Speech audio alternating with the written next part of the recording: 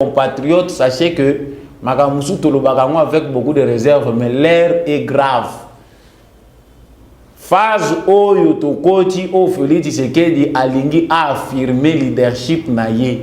Jusque-là, Félix Tshisekedi n'avait pas encore posé des actes Oyo et Bande Kotia Vinaye en danger face aux prédateurs internationaux.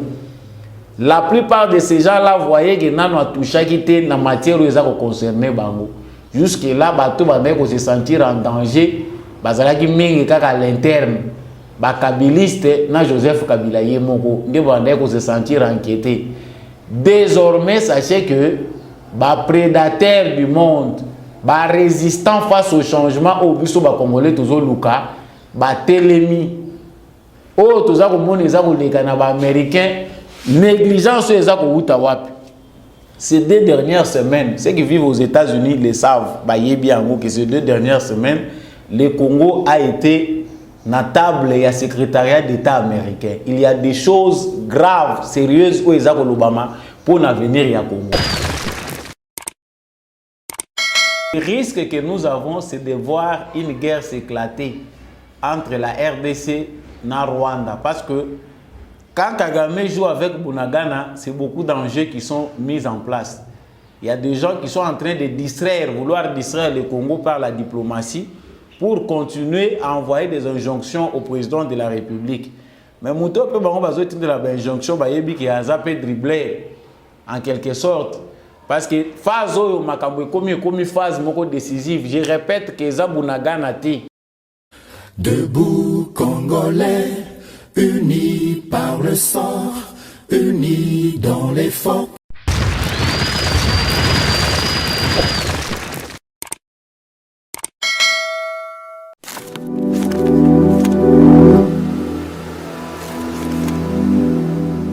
Fidèles abonnés, chers téléspectateurs de GCAM Télévision, vous êtes le bienvenu au plateau des éclairés. Merci à vous d'avoir choisi GCAM Télévision. Merci pour votre fidélité, merci pour votre confiance renouvelée à travers l'émission Debout Congolais, animée bien sûr par votre concitoyen Mwanamboka Samba Olonga Nalobaka, toujours Mokileza Balance. Justice Yanzambe motomoko te échappaka na contrôle nango soki oko échapper na contrôle ya justice ya mokili yeba ke Yanzambe erataka nango mutute yeba ko sala malamu tango zana na sabo moyo zana noa na pema yeba ka ke justice Yanzambe pe ezalaka parce que tôt ou tard nous finissons tous par payer les prix de nos actes. Mes salutations à l'apôtre Gérard Kabeya qui nous donne le privilège de présenter cette émission sur les ondes de GCAM Télévision.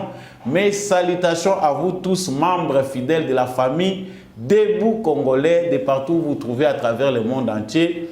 Samba Olonga vous dit vraiment merci d'avoir choisi cette voie de l'excellence à travers l'analyse et le décryptage des informations qui se déroulent, qui se passent en République démocratique du Congo et ailleurs. Si vous n'êtes pas encore abonné à cette chaîne, voilà l'occasion pour vous de faire partie de la famille Debout Congolais. C'est de vous abonner, bien sûr, et de cliquer sur la cloche de notification pour ne plus manquer, ne jamais manquer les informations sur cette chaîne. Actualité, Nabiso Ezali dominé Nanini. Toyebi tes situations sécuritaires à l'est de la République démocratique du Congo et Tikali très préoccupantes pour la plupart. La majorité, je dirais, il y a des citoyens congolais au biso tozali. Yango wana lelo na yen élément moko ezali vraiment très centré sur ce qui se déroule en ce moment entre le Rwanda et la République démocratique du Congo. Tozali kokende vers une guerre qui n'est pas encore déclarée bien sûr, mais une guerre se prépare. La peur des États-Unis d'Amérique de perdre le Congo, la peur des solutions venant de la Russie provoque de nouvelles stratégies du côté des Américains.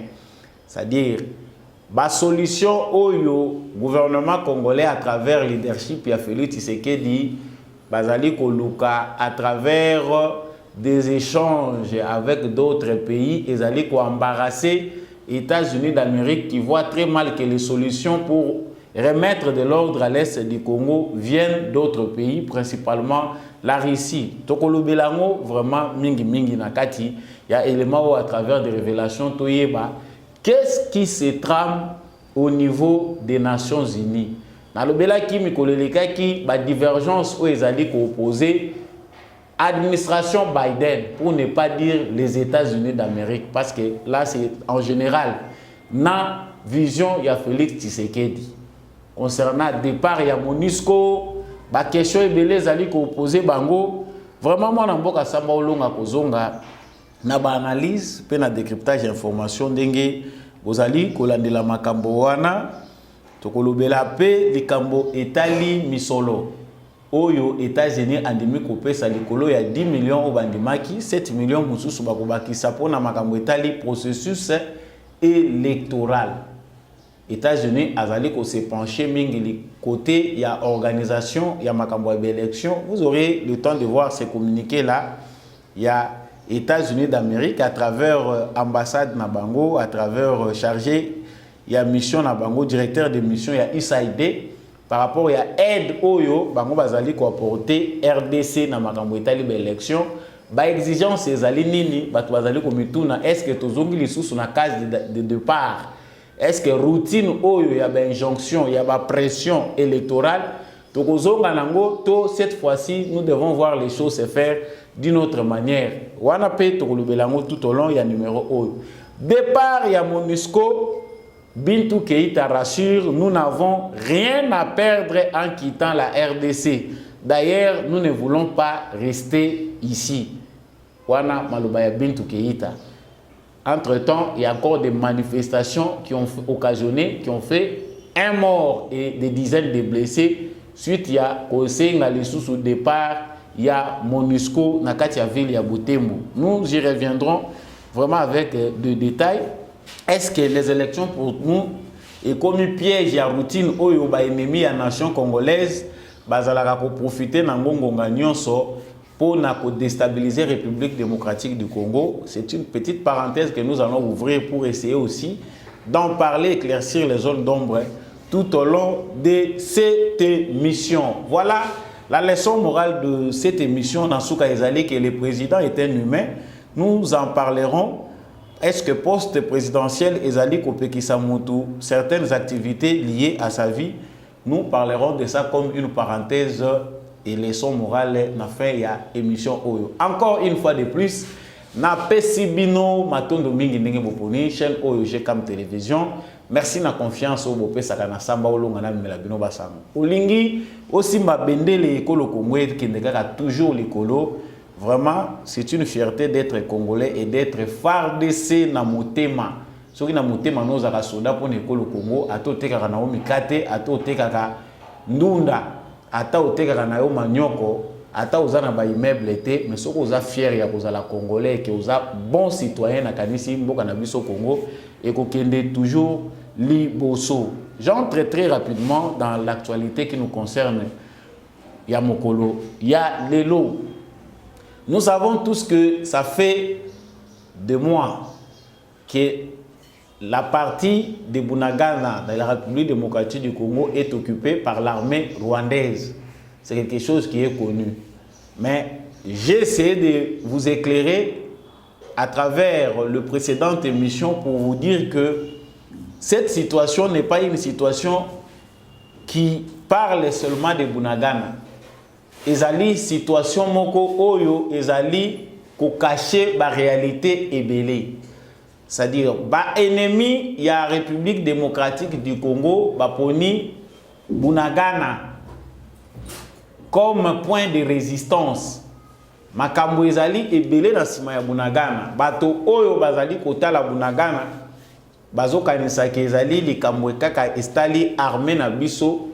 Na armée rwandaise ou tozali ko benga M23 tozali penda ko zala na moi quelque part zone ya ignorance.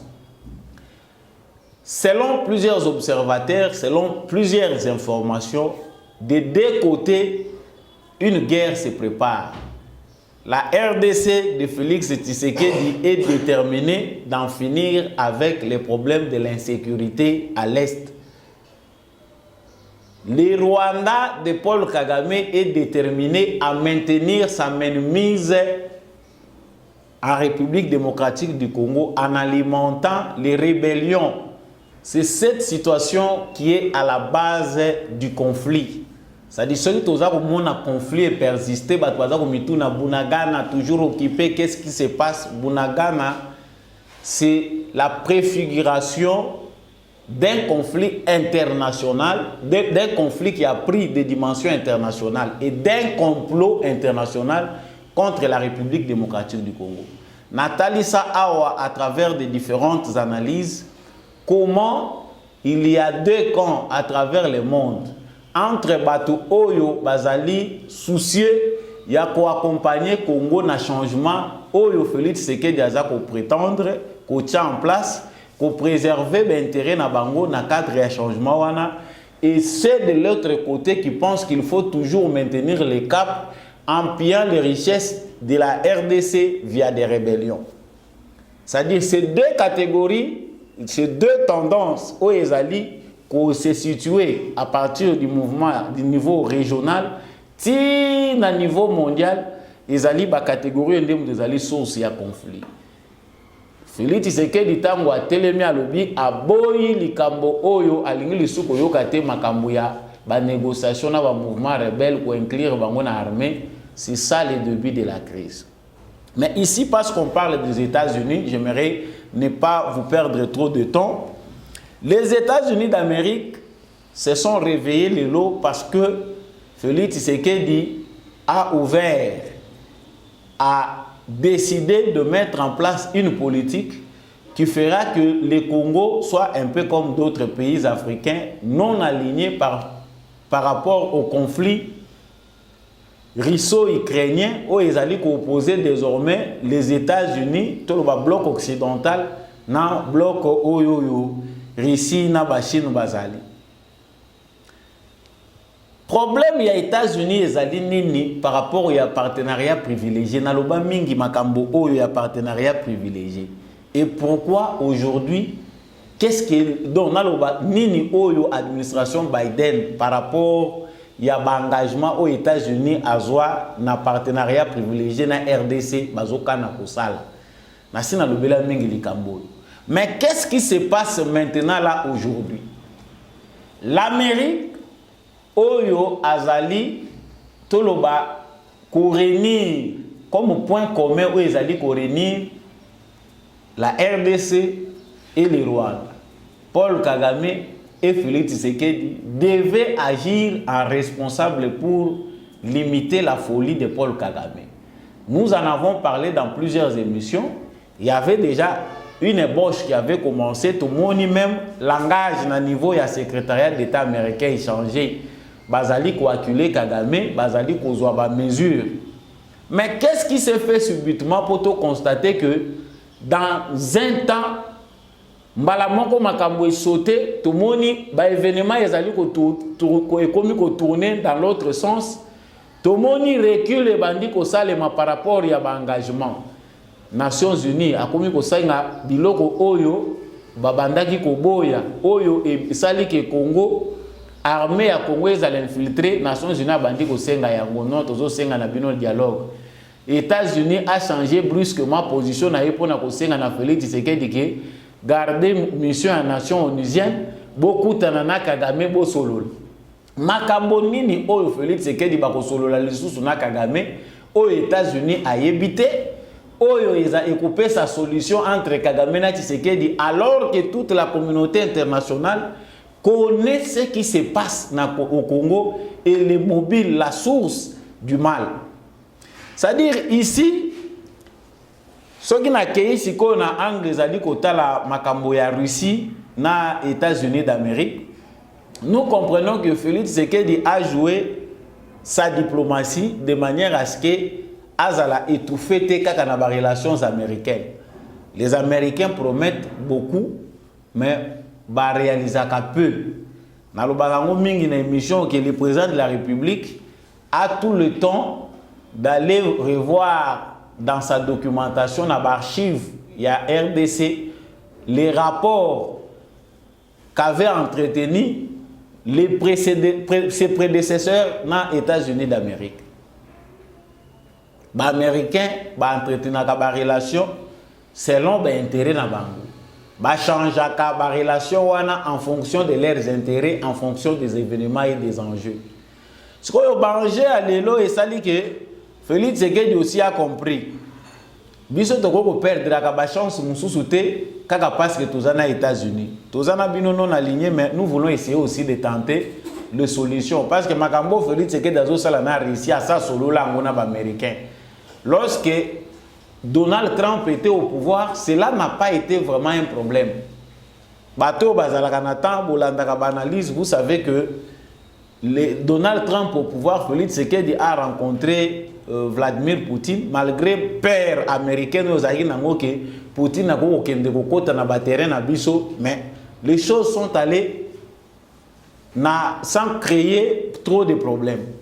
Mais quand on a un pouvoir, le conflit est batamaki vandawana et que les conditions ont changé. Parce que pendant que la télévision,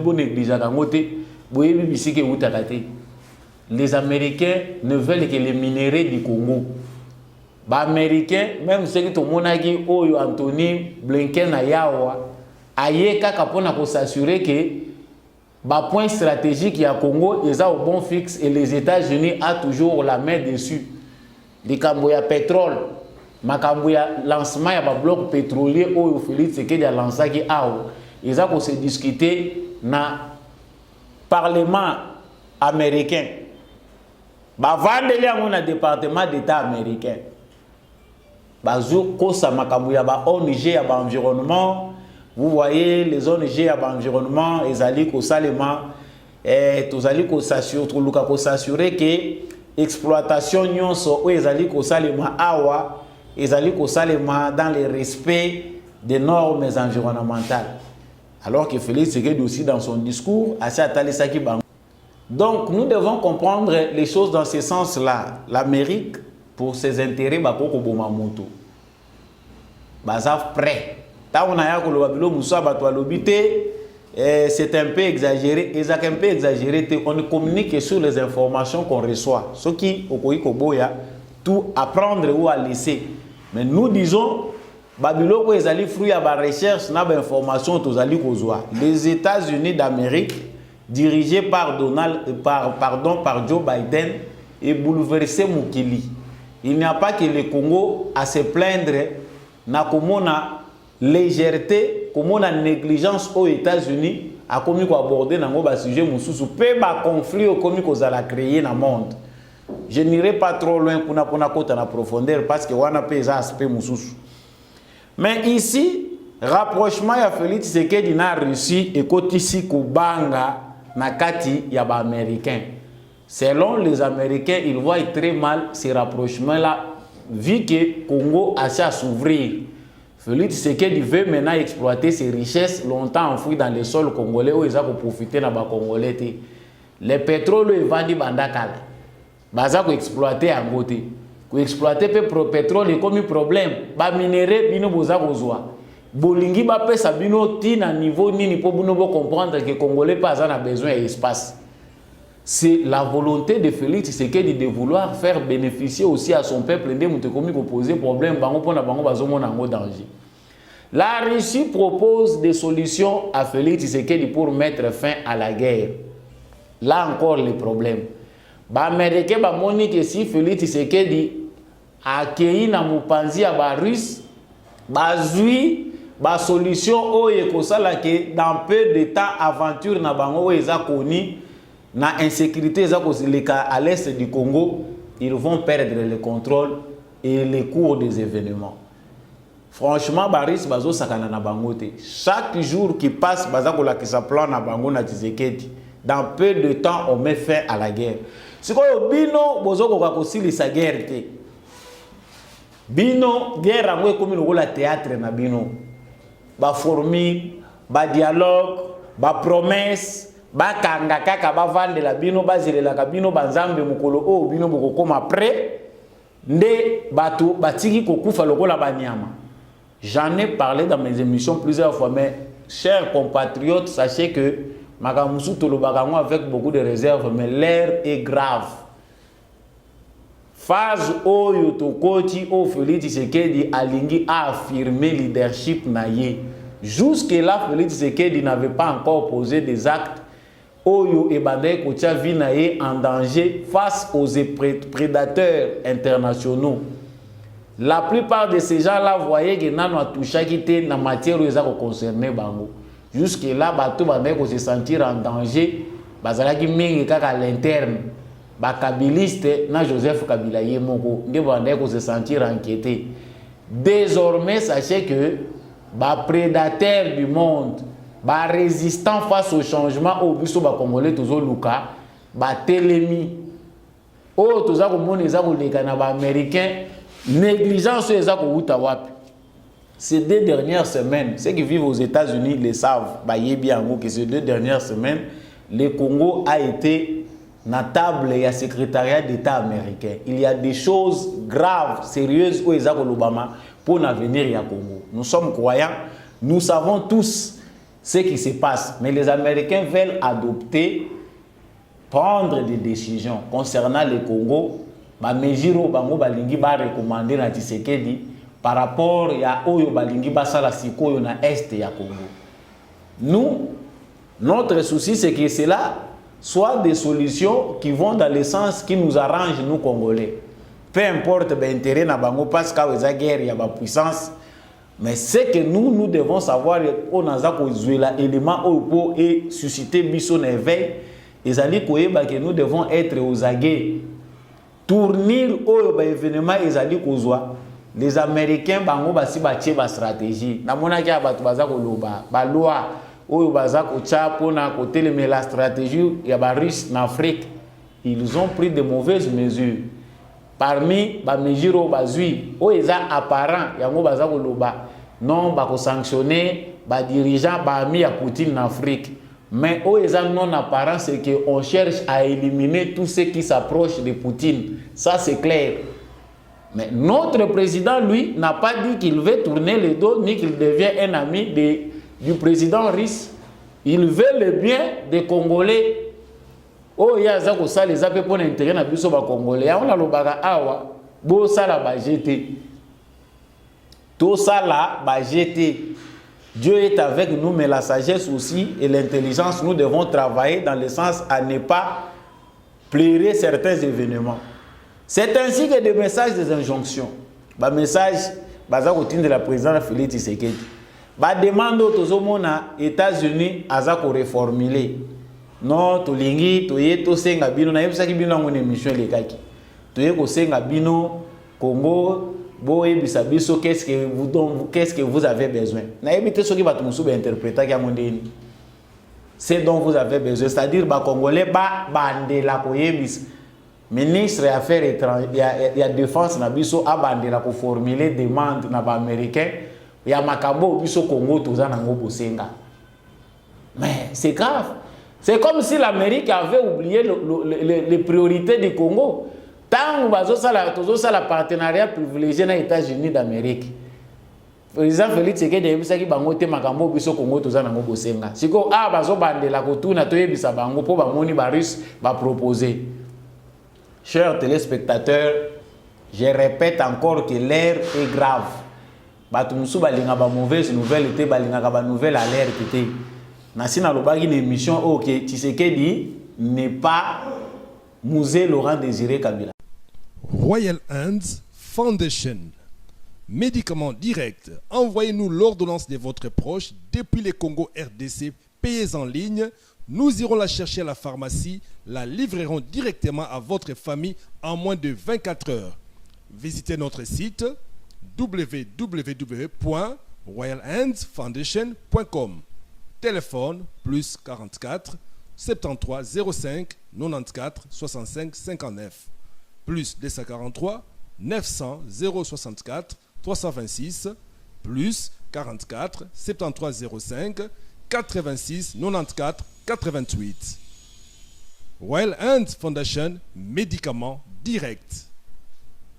Donc voilà, les mauvaises nouvelles, Batumsu Bazomona Ate, Tshisekedi, Bagoyape, risqué. Non, Tshisekedi n'est pas Laurent Désiré Kabila.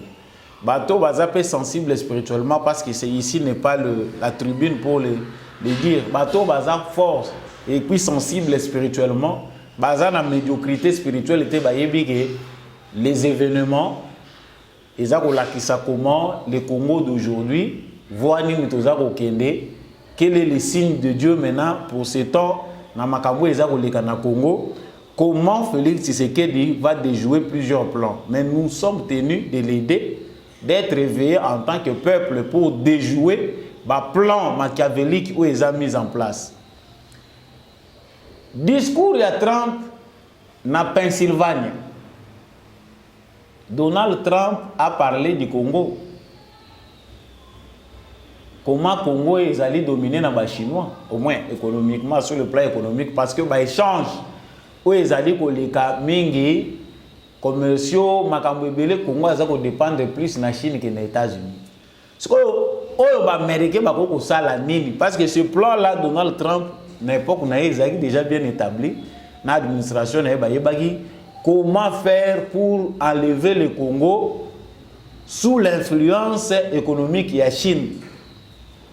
Mais Joe Biden a eu son négligence, a même mis ma priorité ailleurs. Ce qui est le plus bon, on va comprendre. Bon, tout n'est pas aussi à comprendre. Donc, Donald Trump ici, malgré mon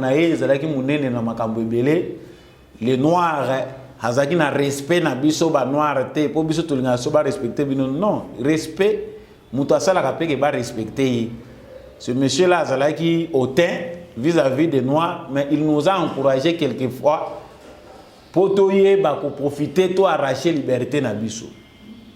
Est-ce que aux États-Unis aza distrait les États-Unis d'Amérique baza distrait distraction ezate baza distrait te ba yebi makambo baza ko sala mais la négligence au but de constater, ils ont une négligence liée à la philosophie où Biden a eu le pouvoir.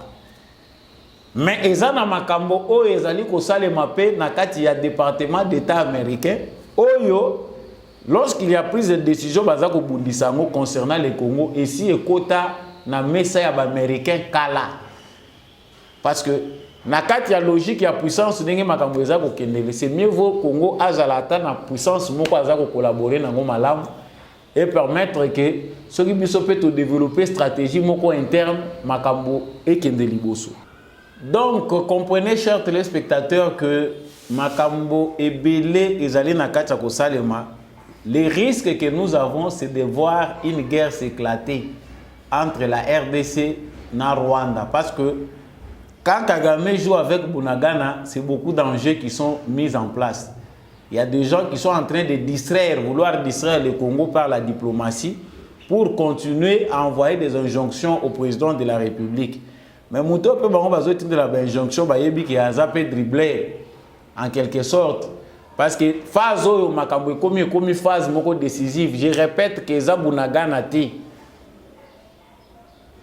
Et ça les sous makambo ya Bunagana té.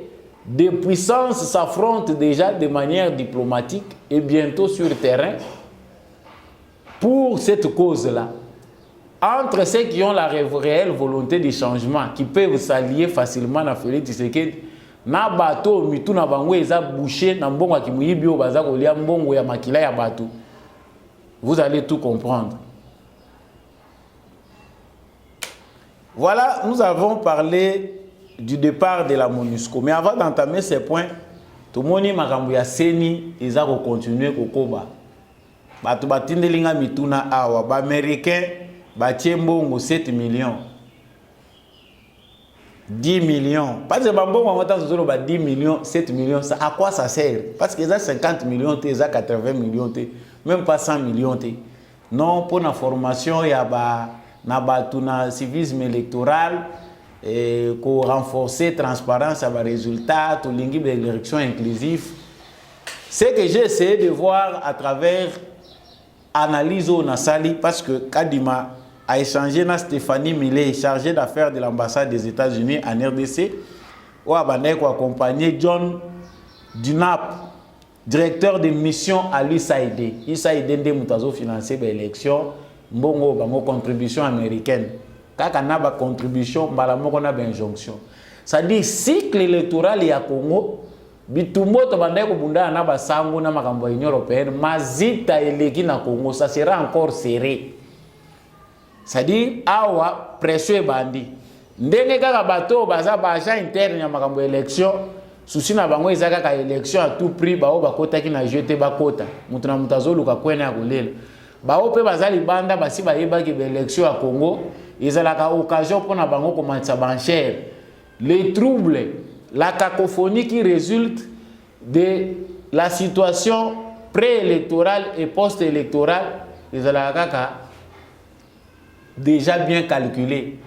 Ah, tout le monde déjà ce qui est tangi parce que nazo pesa bino tambozwa botanga ba communiquer oyo boza ko mona wana concernant appui oyo États-Unis aza ko apporter na makambo Italie ba élect. Voilà, je pense que vous voyez bien ces communiqués là. Ba exigence ça dedans, ba to balingaka système paternaliste était, ils a déjà na kati inclusif Nathalie vocabulaire on a moni les sources na moni que changement exact na mitu ya ba américain na ba européen. Ça dit bango basi ba tongela biso déjà système moko électoral la makanisi na bango. Oyo ba conflit ezalaka déjà objet ya marchandise. Ya marchandise ezalo ko la marchandise ba conflit obiso to bundaka na ngwa. Ce sont des conflits calculés, préparés. Il y a des agents oyo baya ko causer ba conflit. Ça dit que sachez que nous aurons des contestateurs, sachez que nous aurons des communautés internationales, suivons les résultats, transparence, ceci. Mais Félix Tshisekedi a fait déjà mieux que Kabila. Parce que Bango Moko Nakata communiqué au bazo reconnaître Ango. Il a déjà fait appel à observateurs internationaux, ceux qui bolinkoya pour accompagner Bisso Boya.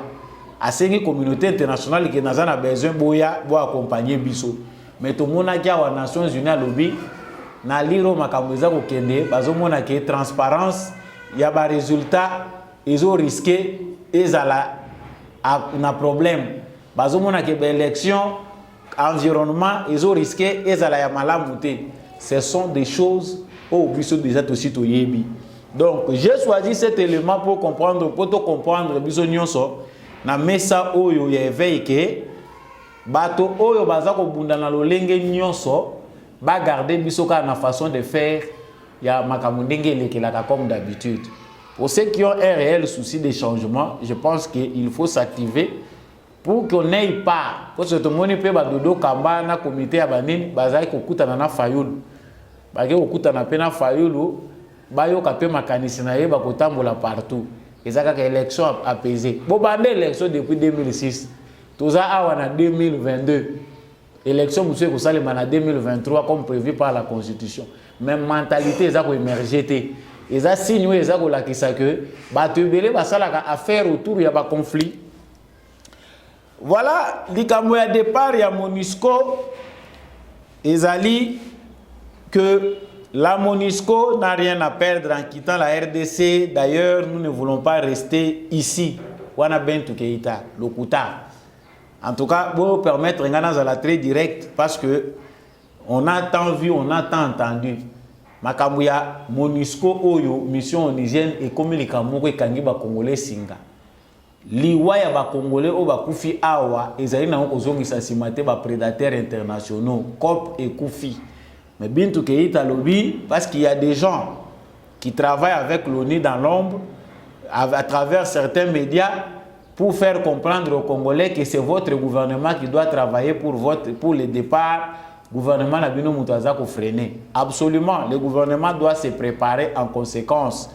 Mais Bintou Keita lobby, nous n'avons rien à perdre. Vous n'avez rien à perdre. Moussale Koufi, yo zanelo ko perdre été. Hein? Mbongo yo bozwa kana Congo ezobima awa. Déjà balakisi bino place oyo 20 000 casques bleus bako kende. Na mboko bako yamba bango mboka nini. Même bisika ba conflit eza virulent koleka même na est à Congo. Bisika nini bako ndima armée wana munene wana bino bozana ngo boke ndiko vantango. C'est juste des embellis, ya ba propos pour na koloba bito zana tolingi kotika la awate ngai ye moko d'abord Bintou Keïta azana ye na SMO parce que a continuer kozala fonctionnaire ya Nations Unies bientôt hein, pour ceux qui ne le savent pas à travers la RDC pression biso tozo sala bango les Nations Unies va changer politique na bango ba koluka rhétorique ya sika Félix Tshisekedi leur avait dit déjà quelque chose de spécial en 2019 na tribune des Nations Unies. Il faut Nations Unies à engager la réforme. Sinon pas vous aurez compris que je cours avec le temps parce que le temps c'est de l'argent. Nazalaki devant bino pour na komela bino ba analyse to partage kana bino des grands sujets se préparent. Ba investigation toza ko sala ngo ba recherche pour vous amener toujours les informations na cadre ya ko éveiller ba conscience na bino na cadre ya ko pousser bino boza la plus responsable à travers notre pays République démocratique du Congo. Nalobaki parenthèse ya émission o ezali que le président est un être humain. Bato yo marchandise na bango na kati ya ba réseaux sociaux comme kaka likambo ya président, juicer, accueilli, fêtard. Non. Le président, c'est un être humain. Nous avons vécu avec Joseph Kabila. Il n'a pas eu le temps de nous faire comprendre que le président de la République est un être humain et après la présidence, il y a une vie. Batubando kanchapona bamusu que Joseph Kabila zaka robot. Le lot comment on appelle Joseph Kabila quand la photo bazo sekana au livre. To luki ba photo modèle wana tant bazaye ba président nazo zo ngote. Mais aujourd'hui, Félix Tshisekedi a démystifié le poste présidentiel. Cause à la présidence de la République, ils ont empêché Moutoté à partir à que de la fête il y a famille na ye. Le président a aussi le temps, il y a quoi assumer ma responsabilité na ya attaquer parents, il y a quoi taper na ma famille na ye, sauf famille na ye ba koufeli, le président doit aussi s'y investir, même pour 10 minutes, 20 minutes. Ceux qui président a 30 minutes, il y a quoi assister na fête il y a mwana ya ndeko na ye, to fête il y a moko ya bandeko na ye, ezangam. Donc, aux la présidente de la République na Congo, et là qui sait que yo zalaka logo la robot, au sekate, au bakuba na o lati chemise était, ceux qui va monio aux quelque part, ba lobité, à qui ko jouir, jouissance. Mais qui disent jouissance, ezaka bateau yo, ba détruire mboka. Comprenons, chers téléspectateurs, que nous avons un élément de manière courte pour vous dire que le président de la République est allé fonction, mais c'est l'être, un être humain.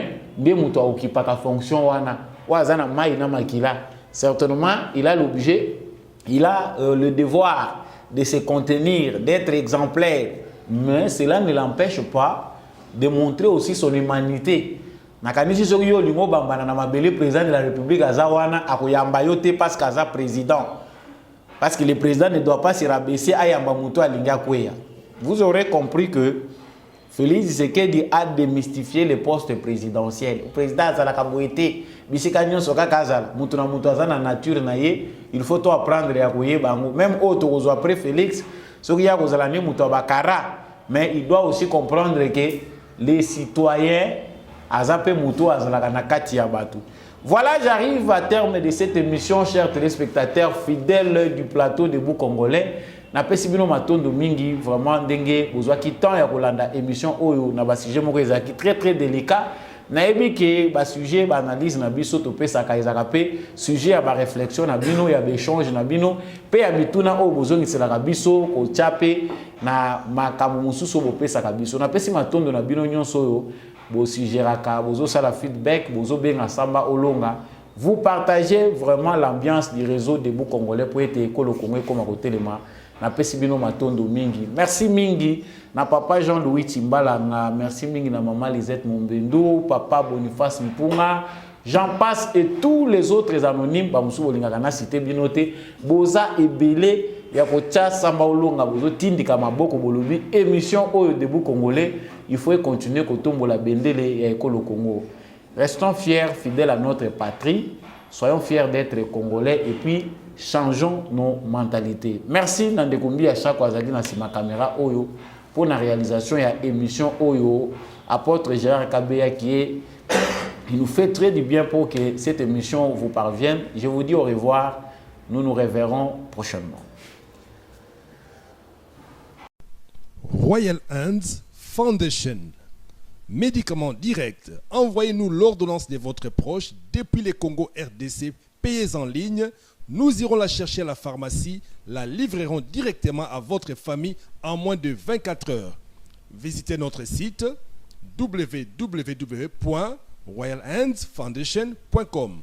Téléphone plus 44 73 05 94 65 59 plus 243 900 064 326 plus 44 73 05 86 94 88. Royal Hands Foundation, médicaments directs.